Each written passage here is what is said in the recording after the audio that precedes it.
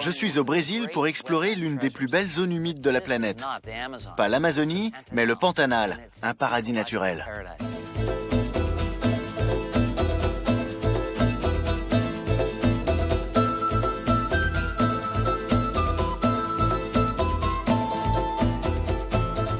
Je m'appelle Art Wolf et je vous emmène au bout du monde.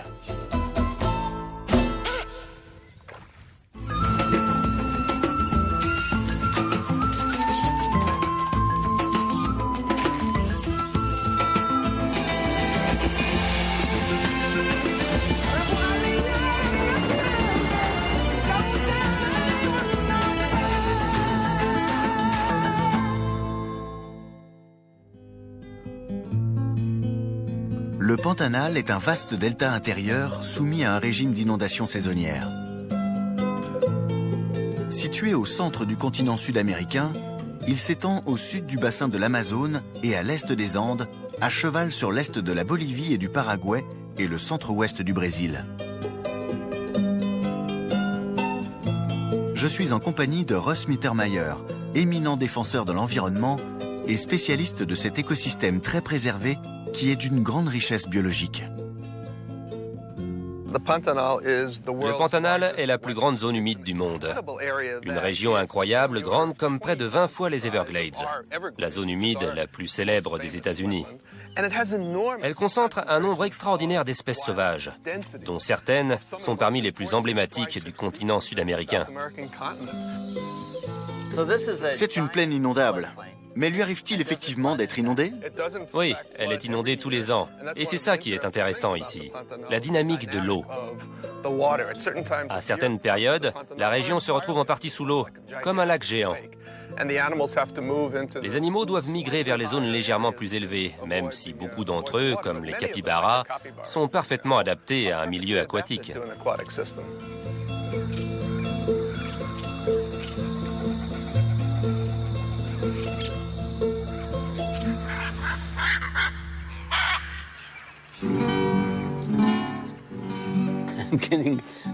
Voici une très belle scène. Deux haras hyacinthes en train de jouer sur une branche.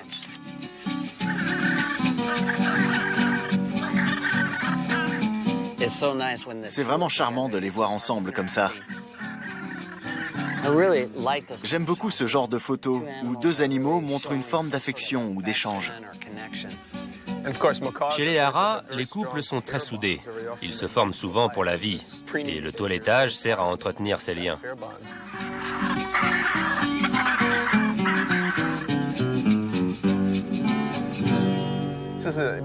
Il existe un groupe de 4 espèces d'haras qui sont entièrement bleus. Ceux-ci, les haras hyacinthes, sont au nombre d'environ 5000 dans le monde, ce qui est très peu. Et on les trouve en majorité ici, dans le Pantanal.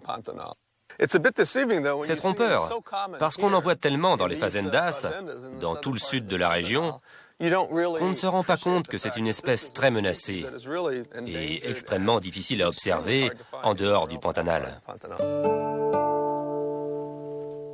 Ils sont en voie de disparition à cause du commerce. Du commerce des espèces sauvages, oui. Ils valent des dizaines de milliers de dollars chacun. Il est donc très tentant de les capturer pour les vendre illégalement. Le Pantanal est leur principal sanctuaire, et s'ils parviennent à survivre à long terme, ce sera ici.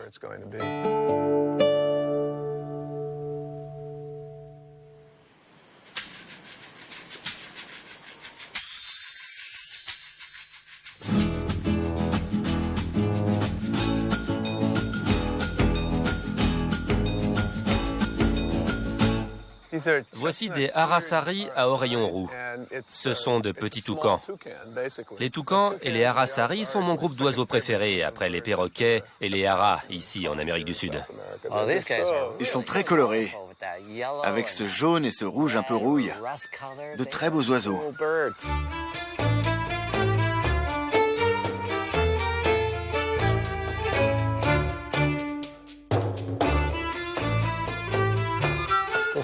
Celui-ci est mon toucan préféré. Il est vraiment frappant. Oui, c'est celui dont on voit l'image sur certains paquets de céréales. Ramphastos toko, le toucan toko, le plus grand de tous les toucans. Il a un bec incroyable, énorme, et un cercle bleu autour de ses yeux d'un noir profond. Un animal impressionnant. Son bec est tellement disproportionné qu'on dirait qu'il va basculer en avant. Son bec et son œil ressortent au milieu des feuillages.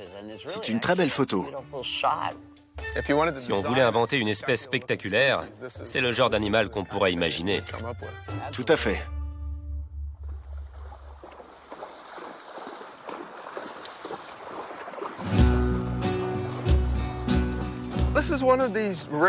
Cette région est l'une des rares où les activités humaines et la vie sauvage parviennent très bien à coexister. 95% des terres sont regroupées au sein de vastes propriétés, les fazendas. Il s'agit de grands ranchs où on pratique l'élevage extensif du bétail, en cohabitant harmonieusement avec presque toutes les espèces sauvages. On voit encore des cow-boys qui déplacent les troupeaux d'un endroit à l'autre, comme il y a 100 ou 150 ans dans l'Ouest américain. Ça fait penser au Far West, les palmiers en plus.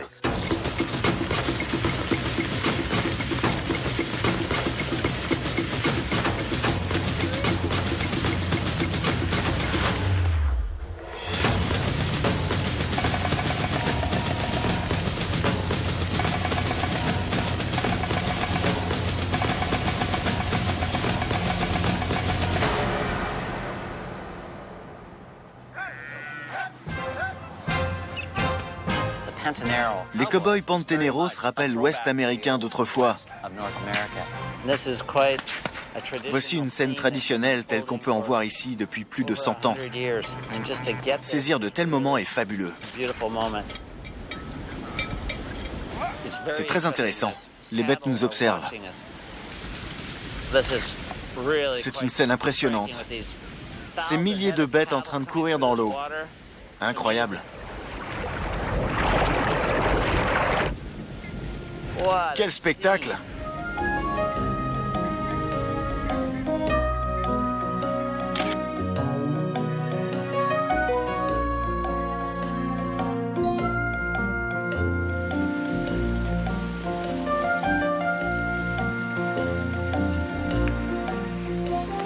C'est attendrissant.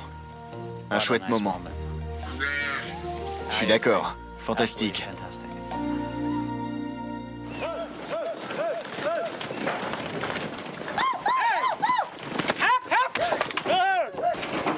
C'est l'heure de rassembler le troupeau dans cet immense ranch.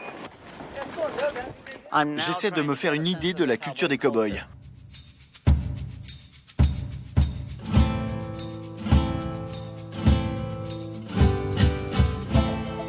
Ce cow-boy rassemble les bêtes. Éclairée en contre-jour et couverte de poussière, elle compose une sorte de tableau.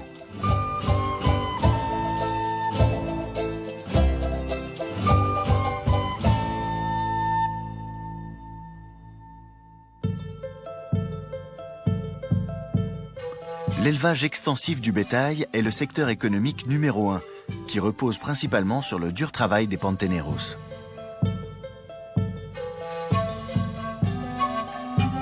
À la fin d'une longue journée, les hommes installent leur bivouac pour profiter d'une pause détente bien méritée.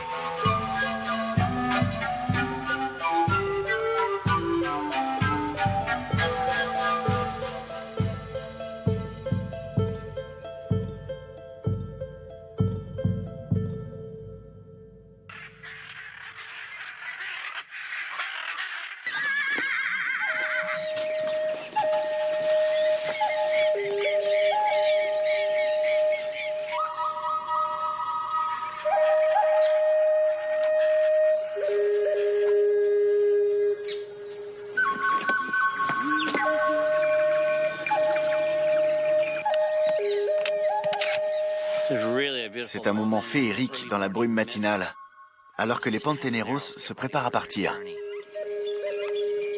C'est comme le Far West d'autrefois, ces grands troupeaux qu'on continue de voir ici, dans le Pantanal.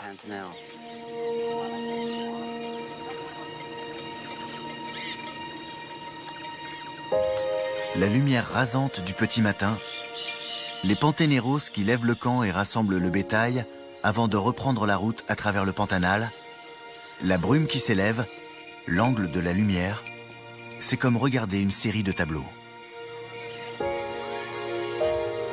C'est dans de tels moments que je réalise la chance que j'ai d'être ici.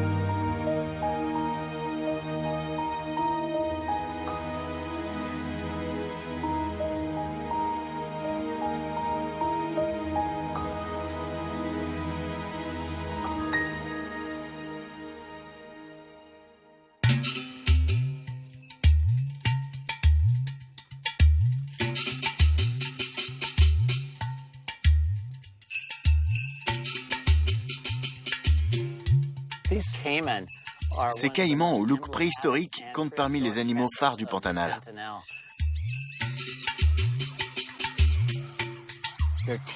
Leurs dents poussent tellement qu'elles traversent leur museau.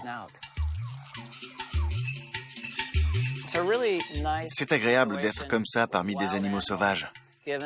Comme ils sont imprévisibles et ont des dents tranchantes, j'ai un peu d'appréhension. Mais je vais tâcher de me déplacer doucement pour prendre les photos les plus frappantes et les plus intéressantes possibles. Ah, là, c'est bien.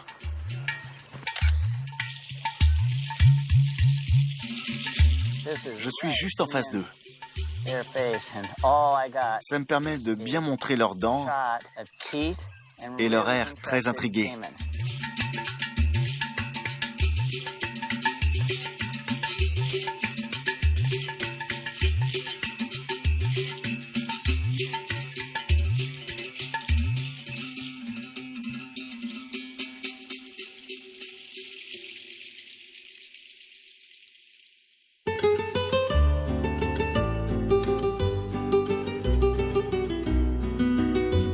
On ne trouve pas que des prédateurs dans le Pantanal. Les espèces d'oiseaux sont particulièrement variées et abondantes.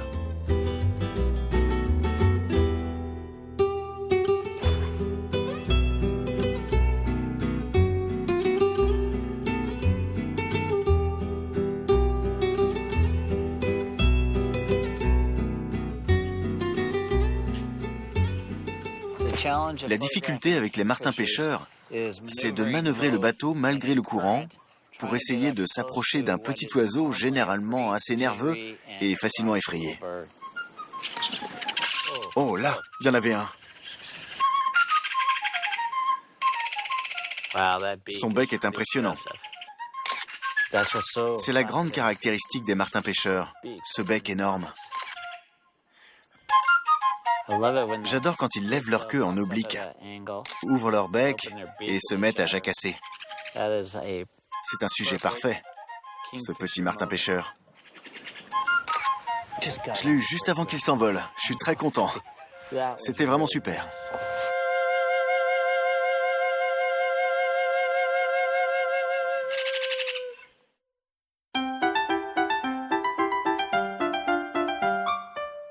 La voilà. Retournons là-bas.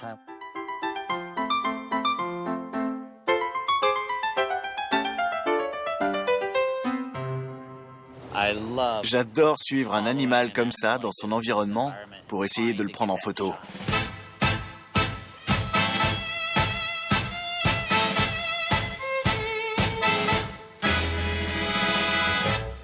Cette petite loutre est très maligne et très vive. On va vers l'aval, elle part vers l'amont. On va à droite, elle file à gauche.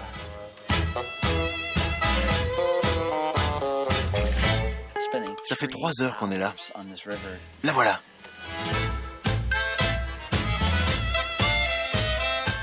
J'espère qu'elle va grimper sur cette branche. Non, elle est repartie là-bas. Soit il y en a 2, soit elle est vraiment rapide. Ça y est, elle est sortie de l'eau.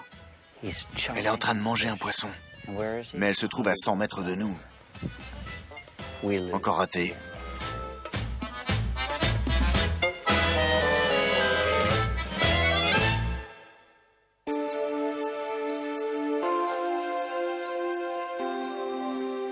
Ce caïman est rentré dans l'eau et on peut le voir de près. La façon dont la lumière joue sur sa tête et se reflète dans l'eau crée un bel effet miroir.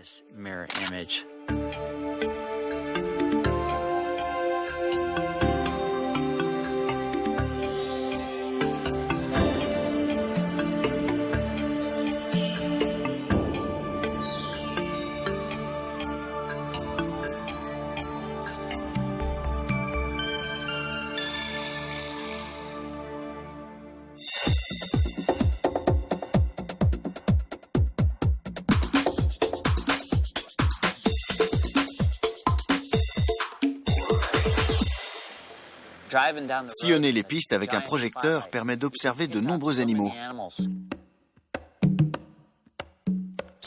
Certains, comme les hiboux, les grands ibigeaux et les félins, ont des yeux qui réfléchissent la lumière.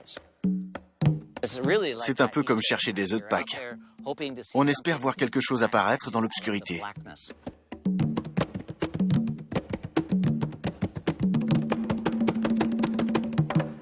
Regardez, Russ. Ah oui, un grand ibigeot, un oiseau étonnant. Avoir un projecteur pour illuminer mes sujets est une bonne chose. Mon flash n'éclaire que jusqu'à 10 mètres, alors que cet ibigeot est à 15 ou 20 mètres de nous. C'est un oiseau vraiment étrange. Très particulier.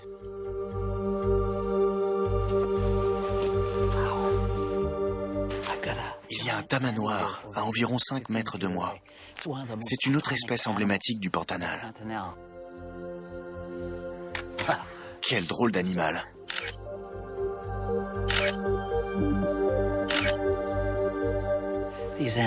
Ces animaux passent la journée dans les recoins tranquilles de la forêt et sortent la nuit dans les prairies.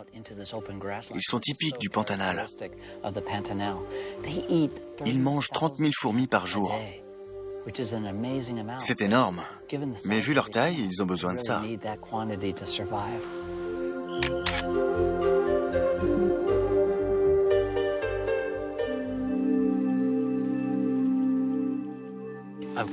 Je photographie un engoulevent porraquet, un oiseau nocturne qui a des yeux magnifiques, mais surtout un plumage qui lui procure un excellent camouflage et lui permet de rester caché. Tant qu'il pensera que je ne peux pas le voir, il restera là. Je me dépêche de le prendre, parce que dès qu'on éteindra le projecteur, il s'envolera.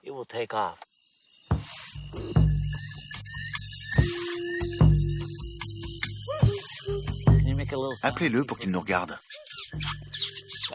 Oui, très bien.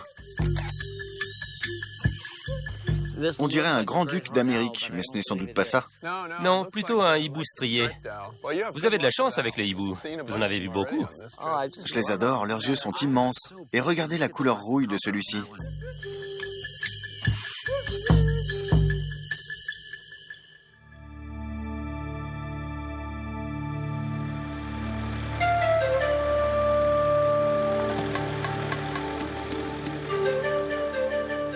Il y a quelque chose là-bas. On a vu des yeux briller. C'est un oslo. C'est incroyable. On a un oslo devant nous.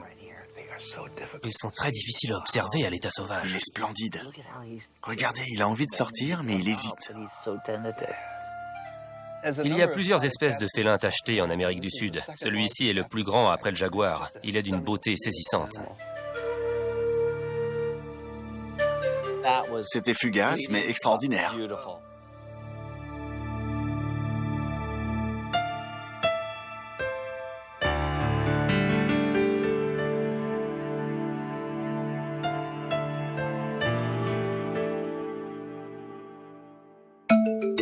Photographier des espèces sauvages demande de la patience et de la détermination. Je repars donc en quête de la loutre. Elle a attrapé un poisson. J'arrive à prendre d'excellentes photos de cette petite loutre craintive en train de manger un poisson. La lumière est idéale, j'ai le soleil dans le dos. Elle est difficile à photographier, mais il y a une trouée dans les branches. Regardez ses petites pattes agrippées au poisson, elle est heureuse comme tout.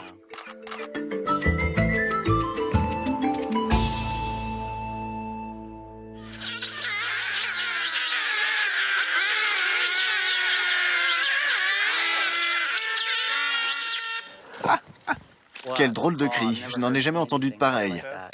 Elles sont très bruyantes.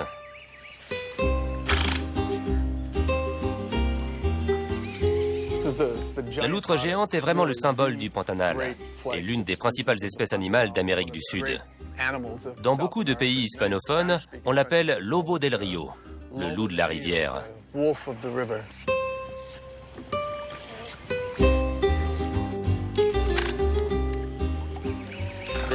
C'est incroyable, elles sont énormes et tellement bruyantes. Elles pèsent combien? Elles peuvent peser jusqu'à 30 kilos et mesurer 2 mètres de long. On voit à quel point elles sont grandes quand elles sont allongées sur la berge. Ce sont des animaux étonnamment agiles, les meilleurs pêcheurs qu'on puisse imaginer.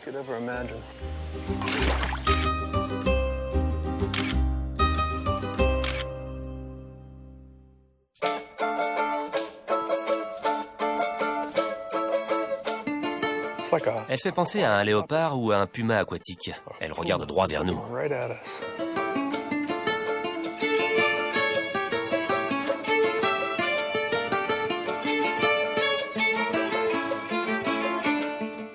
C'est charmant. Incroyable. Elles sont assez loin pour se sentir en sécurité. Les loutres incarnent le plaisir de jouer, selon moi.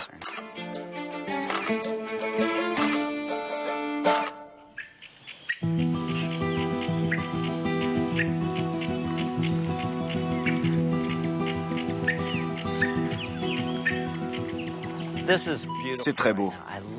J'adore descendre la rivière comme ça en regardant défiler le paysage.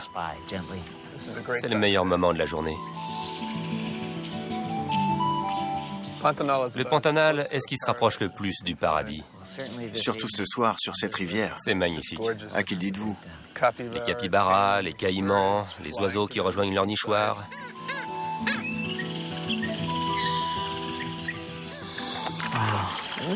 C'est le genre d'endroit où on peut mener à bien des projets écologiques à grande échelle. J'aimerais prendre des citadins qui n'ont jamais mis les pieds dans une région sauvage, les emmener ici et leur montrer toutes ces espèces animales. Ils deviendraient des fervents défenseurs de la nature. Je m'appelle Art Wolf. À bientôt pour un nouveau voyage au bout du monde.